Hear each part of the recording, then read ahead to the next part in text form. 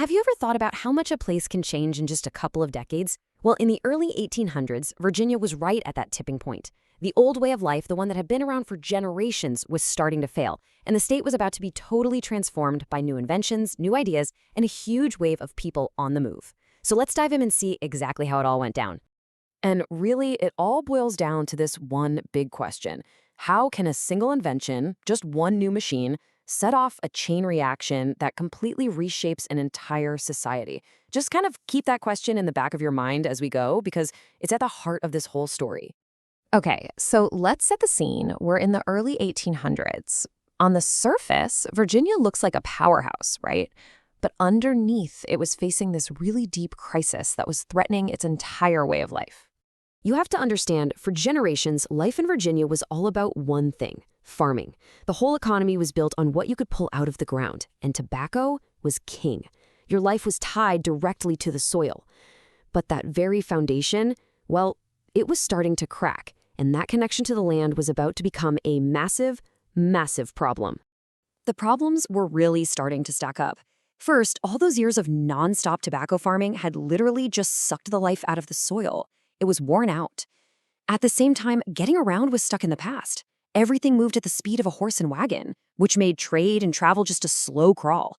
So with old farms failing and good new land getting harder and harder to find, Virginia was kind of running out of options. Something had to give.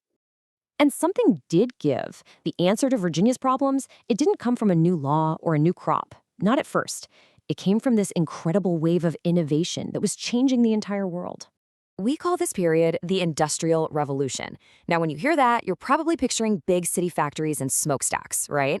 But its impact was so much bigger than that. It was really about using brand new technology to make life more efficient in every way. And that absolutely included life out on the farm. And this brings us to a really important guy, a Virginian named Cyrus McCormick. He wasn't some famous politician or a general. He was an inventor. And the machine he created, the mechanical reaper, was about to completely revolutionize farming as we know it. McCormick's reaper was a total game changer. Seriously, think about the difference here. What used to take a whole team of workers days of backbreaking labor with a scythe could now be done by just one person in a tiny fraction of the time. This massive jump in efficiency meant farmers could finally start shifting away from that soil-destroying tobacco and start growing other crops, like wheat, on a huge scale. But what inspired people like McCormick to even create these world-changing machines? I mean, it wasn't just a random stroke of genius. There was actually a system in place designed to encourage exactly this kind of innovation, and it came straight from the government. They did it with something called a patent. A patent is basically a deal you make with the government.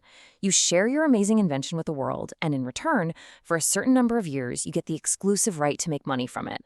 This gave inventors a huge financial reason to spend their time and energy solving big problems. But here's the thing. Even with miracle machines like the Reaper, you still had that fundamental problem of worn-out land. Technology solved the efficiency issue, but it couldn't magically create new, fertile soil. So Virginians did the next best thing. They started to move. And this kicks off the next massive chapter in Virginia's story, a great migration. The hunt for good soil became so intense that it sparked this huge exodus. We're talking tens of thousands of Virginians packing up everything they owned to go search for a better future. But they didn't all go to the same place. People really took two different paths. A lot of them headed west, crossing the mountains through places like the Cumberland Gap, all looking for that fresh, untouched farmland.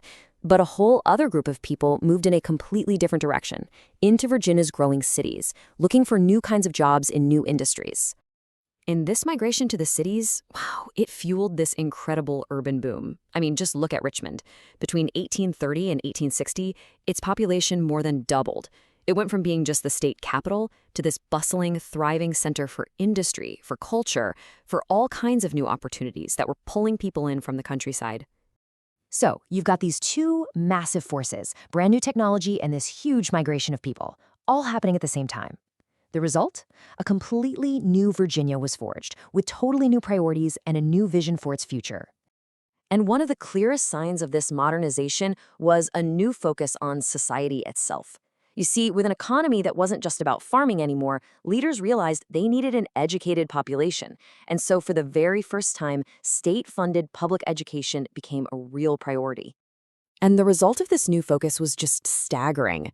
There was a law passed back in 1810 to help fund education, and by 1850, get this, nearly 70,000 children were attending public schools in Virginia.